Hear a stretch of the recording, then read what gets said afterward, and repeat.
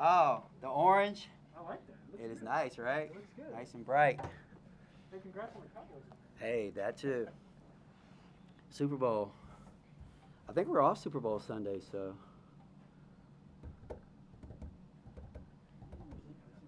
Yeah, he just waved me on, so. he's all right. Yep. All right. Really good win. Very proud of the kids. They went out. They executed. Their execution throughout the basketball game on both ends was really good, and we needed that. So very proud of them. Tremendous performance all throughout. Liz was really good, dominant in her fashion. Georgia really, 20 points, 6 assists, 6 rebounds. Just really ran the show. Kayana Traylor was really good. She was a little banged up, but she provided that little spark that we needed. And then we had some kids come off the bench. Deasia Gregg, gave us really solid minutes, and Taylor Guyman, really, really big minutes. Had a couple of defensive stops, steals, and got a big three for us. So really good win for us. We'll enjoy it tonight. But we expect to be in these situations. So I'm very, very happy for the kids. What makes this team different from the other Virginia Tech teams you coach? Honestly, Liz Kitley. When you have somebody that dominant inside, you can do a lot of different things. Command so much attention, and then now Georgia's coming into her own. She's a point guard. She's basically the first point guard that I had here that can also shoot, and so that's really important with our offense. And then Asia Shepard, she didn't get it going tonight. She was in foul trouble, but she's so dynamic on the wing. And then we have some really great complementary pieces. So, and then I think it really too. It took us a little while to get that attitude, a winning attitude. And I think in this league, you don't just walk in, add water, and then start winning. It's you got to get the players in there, but you also got to start winning. And you start winning, and then you believe you can win, and then you will be able to win. So, it's been great watching their maturation, but I think that they're really good, and they continue to play like this, they can be hard to beat. Liz and Georgia both mentioned just focusing, locking into the scout. Have you noticed Yes. them start to Yes. enjoy that part of the game Yes, more? yes. Then, and I've also, I think you guys may have heard me say it. We're a veteran team, we're a smarter team, but still trying to get the working pieces together. Yeah, add a couple kids. They're trying to learn a different terminology, different ways of playing different things, and really after the Liberty game, you could really see them lock in, and it kind of coincides too with the fact that we finish exams. And that they're so academically conscious. And we had a record this year where we had the highest GPA that we've had in program history, and it's because we got really smart kids who really care about school. And so when you go through that little exam week and you're playing games, and you're not going to get their best. And then as soon as exams were over with, they've been locked in like crazy. Radford game, we were really good with the scout. Florida State really good with the scout, and tonight really good with the scout.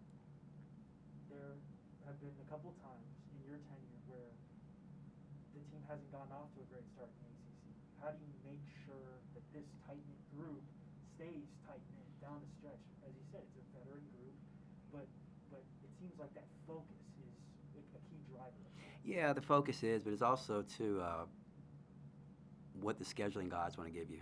Yeah. I mean, sometimes they give you those games where okay, you feel like you can fatten your record up a little bit, but it's always going to be tough, and we got tough games, still on our schedule. But I do think that this team is more prepared to get off to a good start, and it's not easy going to Florida State and winning, and then coming back and playing a number 15 ranked team in the country. On your home court for your ACC opener, and the way we've handled them, both of them with convincing. I think one was a 17-point win, one was a 22-point win. So the fashion in which they did it is also impressive as well. But I just think it's a different group with a different mindset, and I think that the sky's the limit for them as long as they continue to play well. You mentioned the scores. I think it's 39 combined points you beat them both by. Two pretty good ACC teams. What does that kind of say about your team? Well, I think what it says is we're pretty good too, and that's what I keep telling a lot of people, whoever will listen. We're good too. We stumbled. We had a bad week. We had a bad 48 hours. You take that 48 hours out, and we're sitting right where Duke's sitting, and but we know it's a marathon. We know it's not a sprint, and we know that we're not going to get recognition, overnight. We lost a little bit of it, but I kind of like where we are, where we're kind of like the hunter, and we said that a little while ago. We were the hunted for the beginning of the season. We lost a little bit of that, and then now we become the hunter, and so I'm excited. I'm just excited with the mindset that the kids have, and so we just got to continue to play and keep going out and playing hard, and good things will happen for us. For us, Duke into a bunch of bad shots and turnovers. What was kind of your key into that? I thought just again executing the scout. We knew a lot of their actions and what they wanted to do and how they were going to try to do it, and when we got there, we just kind of crowded them and made them take some tough shots, and we did a good job for the most part rebounding the basketball. We kind of lost our way at the end a little bit, but for the most part, we did a good job, and that's pretty good when you're a little bit shorthanded, and so I thought kids really stepped up and did a really good job. So why did you end up going with Keon in the starting lineup, not Emily? It just gut, and we knew that they weren't overly big, powerful inside, other than their center, and we thought it would have been a really good matchup. And Kayana's really she's a starter, just comes off the bench, because we have so many good players. So we just thought it would be natural to put her out there, and we did a little crash course with Kayla this morning, and went over all the offenses with her at the 4 spot, and she did a tremendous job, and understanding what she needed to do. But she also did a really good job of chasing people around. So everybody stepped up. They had to be a little bit better version of themselves, and they were. And I'm very proud of them. When we were in Charlotte a couple months ago at AC Media Day, you mentioned depth and talent, not numbers. You played 8 tonight, but got some good minutes from Taylor, some good minutes from Emily. What have you seen from the growth from not just the 1 through 5, but the end to kind of give you that next man up mentality, make you feel more comfortable playing those guys? I think what I've seen is they've matured into their roles. They understand what we need from them, and we don't always need another 6'6" center inside. We got a really good one. We don't need potentially another all-time leading scorer in Virginia Tech history. We got one out there. So when they get their opportunity, they've done a really good job of just kind of morphing into us and not trying to do something that's out of their realm of what they're capable of doing. And it takes a little bit of time, especially when you add 2 dynamic players like Emily and a Kayana. They're trying to figure out where they fit, and now they kind of understand. Emily's still struggling a little bit, and I think that she will continue to get it going. But Kayana's done a great job of just kind of fitting in what we need to do. Taylor understands what she's capable of and what she needs to do, and everybody just kind of does what they're supposed to do. 20 for 20 from the free throw line? How about that? I hired a new free throw coach, me. And no, but it's kind of funny though. Liz Kitley is. We went into the